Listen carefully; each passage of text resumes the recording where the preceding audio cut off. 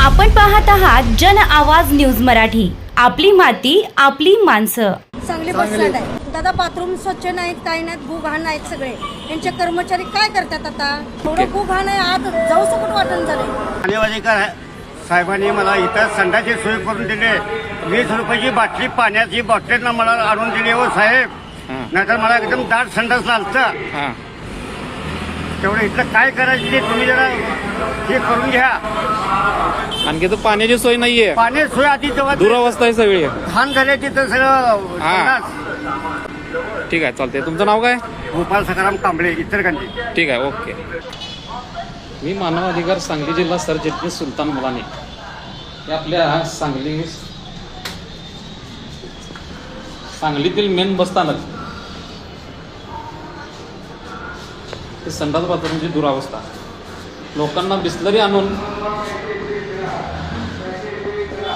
देण्यात वेळ आलेली आहे। ते बघा, पाण्याची सोय नाही, ती दुरावस्था।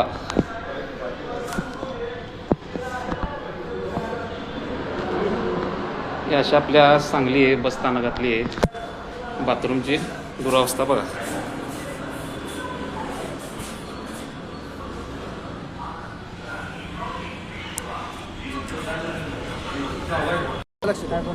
दादा, बाथरूम स्वच्छ नाहीत, काही नाहीत, घू घाण नाहीत सगळे।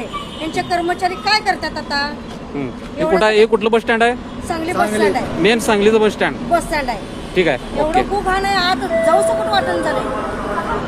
ठीक आहे, चालेल। पाणीवालीकर साहेबांनी मला इथं संडाची सोय करून दिली। 20 रुपयाची बाटली पाण्याची बॉटल मला आणून दिली हो साहेब, नाहीतर मला एकदम दाट संडास लागतं। तेवढं इथलं काय करायचं ते तुम्ही जरा हे करून घ्या। आणखी तर पाण्याची सोय नाहीये, पाणी सोय आधी जेव्हा दुरावस्था आहे सगळी। घाण झाल्याची तर सगळं संडास। ठीक आहे, चालते। तुमचं नाव काय? गोपाल सकाराम कांबळे, इचलकरंजी। ठीक आहे, ओके। सांगली बस स्थानकातील सुलभ शौचालयाची दुरवस्था, PSR ह्युमन राईट्सचा इशारा। सांगली मुख्य बस स्थानकातील सुलभ शौचालयाची अत्यंत दयनीय अवस्था समोर आली असून पाणी नसल्यानं परिसरात दुर्गंधी पसरली आहे। यामुळे दररोज प्रवास करणारे प्रवासी, हजारो प्रवासी, महिला, ज्येष्ठ नागरिक आणि दिव्यांगांना मोठा त्रास सहन करावा लागत आहे।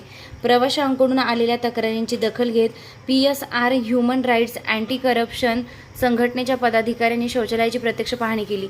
जिल्हाध्यक्ष देवधर, जिल्हा सरचिटणीस सुलतान मुलानी आणि शहर उपाध्यक्ष किरण चव्हाण यांनी परिस्थितीची पाहणी करून प्रशासनाकडे तीव्र नाराजी व्यक्त केली आहे। प्रवाशांना स्वच्छ शौचालय व पाणी उपलब्ध करून देणे हा त्यांचा मूलभूत हक्क असल्याचं सांगत तातडीनं सुधारणा न झाल्यास संघटनेच्या वतीने तीव्र आंदोलन छेडण्याचा इशारा यावेळी देण्यात आलाय।